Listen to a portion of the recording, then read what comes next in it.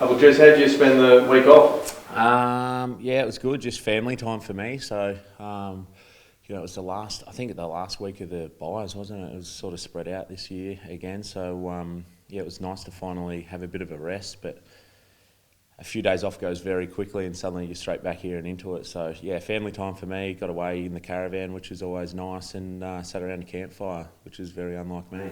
What do you think about the buy structure? I don't know how much of a footy head you are, but would you prefer to see it all done in one go, or do you like this structured week after week?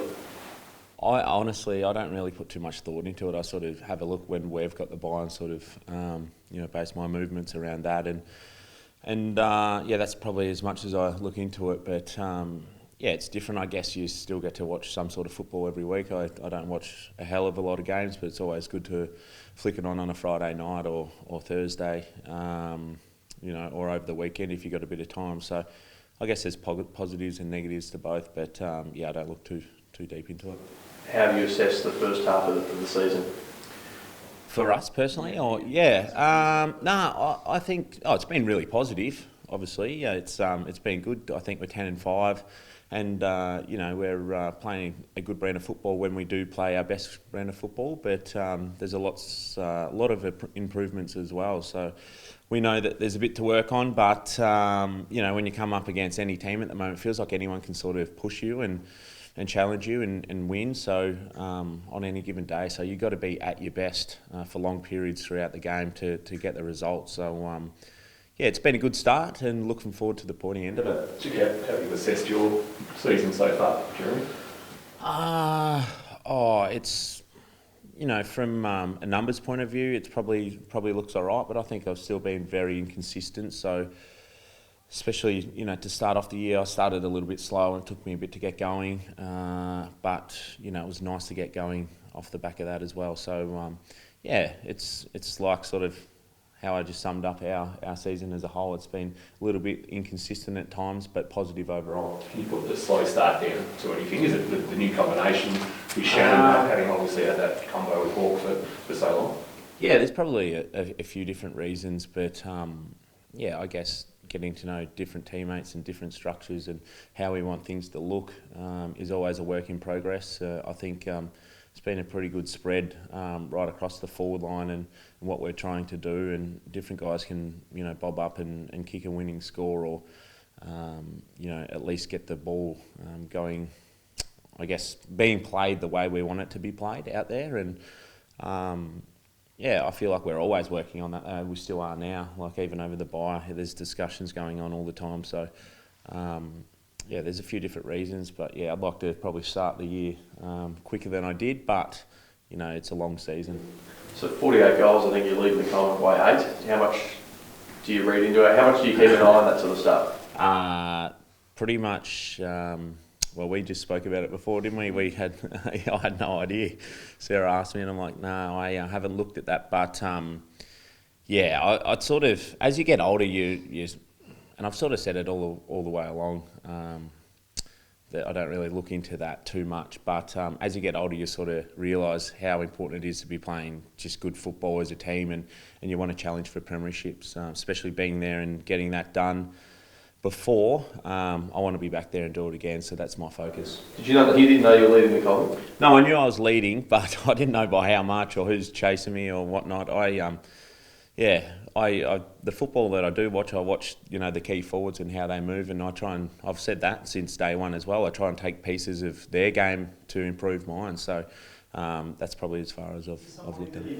Sorry, is there somebody that you are taking cues from in particular this year? Someone that you feel that's really dominating? No one really in particular. I just have a strong interest for key forwards and watching them, especially some of the younger guys coming through, playing good football. It's great to see.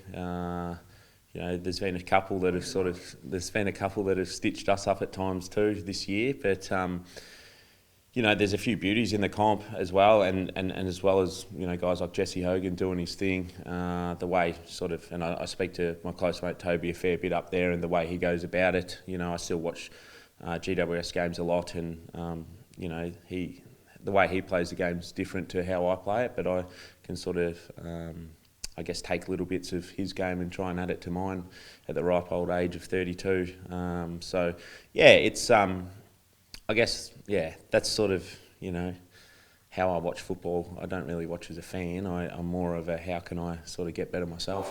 And goal kicking might be, I'm sure it's a focus every week, but after the Brisbane game, it felt like you had your chances to win. How did you see that game, and do you think, goal kicking will be a bit of a focus coming into this weekend? Yeah, I don't know if it'll be any more of a focus. We've had a fair bit of time off. We haven't really sat down and spoke about it too much. That'll be, happening today and tomorrow and coming up to, when we play Richmond. But, there's definitely room for improvement all the time. And, if you... it's happened quite a bit recently as well. There's been, a fair few teams that have had opportunities, maybe more scoring shots, quite a few more scoring shots, but haven't been able to get the job done because you can't, kick the goal. So it's always something that we're working on. We love, we wish there was more goal kicking at training, but that's how it is, and it's sort of left on us a lot after, training or. In your sort of spare time, especially when a captain's run and that, where you really dial in and try and work on your craft. So all the forwards are, eager to get out there and kick a bit straighter this week. I think we asked Danger about this the other week ahead of his 350th. Do you see an end point? Do you know how much more footy you've got left in you? Because it doesn't look like you're slowing down at this point. No, I don't really sit back and sort of put an end point on it. No, I haven't done that yet. I sort of just look forward to, I've always loved the game and loved playing. I love training as well, and I think you're sort of over halfway there. I've always said that I'm probably not the greatest in long meetings and that sort of thing, but we do it really well here, and that sort of keeps me young and fresh, along with the younger players as well. I really enjoy having, a young group coming through that, sort of, they're so bubbly, and there's always something going on, I remember sometimes I sit back and they're playing all these different games and stuff, and I remember when I used to do that, but now I just don't have the energy for it. So, to get back to your question, I don't really put a sort of endpoint on it. I'm just loving my football, and there's a lot of guys still playing that are a lot older than me, and showing that there really is no age where you should just shut up shop because you're 33 now. There's guys playing at a really high level, even Dane Zorko the other night, I sort of asked him after the game, I said, how old are you now, 38 or so? And he was 36, I stitched him up a bit there, but I really didn't know. He's just been playing good football for a long period of time, so hopefully I can do the same. Were there any niggles for yourself going to the buy come at the right time for you, or you feeling pretty cherry ripe at this time of year? Yeah, I've actually been feeling pretty good for the first half and a bit of the year, which is nice. And then I did run into Big Shannon Neal, I think in about the third quarter, and he's someone you don't want to run into. So that was a nice little bruise just to head into the bye. But overall, feeling really good and looking forward to attacking it. It's nice to have the body in a good shape this time of year. And you've got a young Richmond team coming up. Does it take you back to your early days in the AFL? Just their excitement, the way they're playing. Young emerging side, that's how your career started as well. Does it make you reflect on what you've achieved, perhaps? Yeah, for sure. I look at Richmond, and I sort of touched on it before that any team can sort of win on their day, and they've brought so much excitement to footy. I feel this year, and the way they play, they just go for it, and it's impressive to see the way they, can move the ball and finish off, and I think celebrating as one sort of stands out to me for them. So when they do good things, as a young group, it's important to stick together like that, and really. I guess be present and enjoy the moment, and that's something I've always tried to carry through with my football even to today. Looks like Tom Lynch might not be out there. Did you see yesterday the incident? What did you make of it? I wasn't watching. I heard about it, but I can't really comment too much on it. It's I haven't actually seen it up close, so I hear that he might not be there this week. So, but we'll wait and see, and. I'm sure Jack Henry and the backs are stoked with that. Shannon Neal's emergence, what have you made of how he's coming? I suspect probably in a little bit of a way he's probably mirrored your season, just a slow start, but really built into it.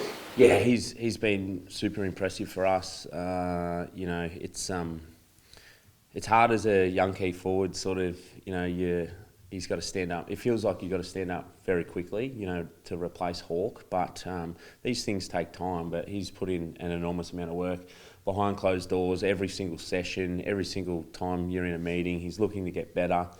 He's always working with Rails, our forward line coach, and the other coaches on what he can do to improve his game. And first, you know, as older players, we keep sort of mentioning to him, you might not mark it every time, but you know, if you keep doing it over and over again, then the marks will come. But all the little things like bringing ball to ground, then Tyson's involved in close in Grind and Shawnee Manor, that brings them into the game, and his follow-up work, he's in the ruck when we need him. He sort of plays that role inside 50 for us like Hawke did as well. So, he's coming along well. I thought, you know, he's making big steps all the time and always wants to improve. So look out in a few more years to come. Just last one from me. Chris Scott, his 350th game as coach this week. How significant has he been for you as a player, but also for the club? Oh, he's been enormous for the club long before I was here, and you know, coming to the club personally, it's been awesome for me. Let me settle in, and just the way he allows everyone to sort of be themselves. And off the back of that, you can play good football. And you know, on the field, he's been pretty flexible with the way sort of we play as a team, I guess. And a lot of guys are played in different positions at different times, and you can explore that, and you sort of never know until you try it, sort of attitude. And yeah, you know, that's worked wonders for us, and he's been enormous for me in my move down here. It's been, I think this is my 5th year now, and yeah, the years are going quicker, but yeah, we're always up there challenging, and it's a credit to him, and well done on 350 games. Was he a big reason why you came down? Why you came to Geelong? Oh, there was heaps of big reasons, yeah, for sure. I've sort of mentioned them in the past, but yeah, he was one of them for sure.